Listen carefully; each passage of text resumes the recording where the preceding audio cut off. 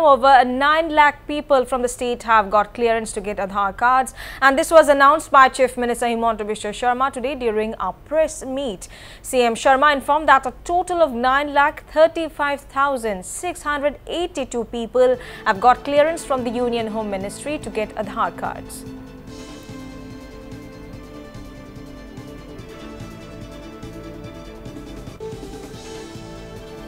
lakh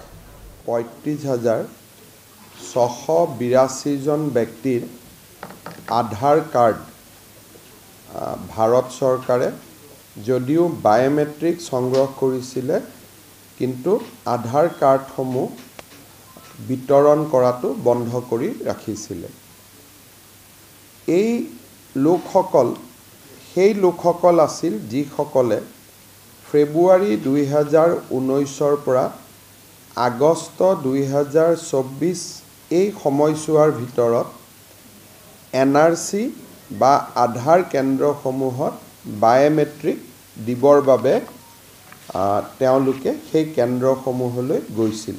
Bharat চৰকাৰে UDI যি আমাৰ আধাৰ কাৰ্ডৰ যিটো অথৰিটি ইউনিক আইডেন্টিটি যিটো অথৰিটি আছে তেওঁলোকক নিৰ্দেশ দিছে যে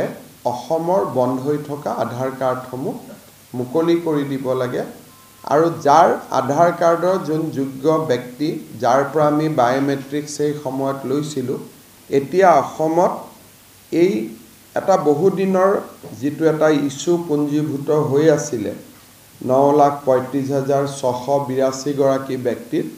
তেওঁলোকৰ আধাৰ কাৰ্ড পোৱা পথ প্ৰশস্ত হ'ল আৰু মই ভাবো যে অহা 15 দিন এমাহৰ পৰা ভিতৰৰ পৰা তেওঁলোকে নিজৰ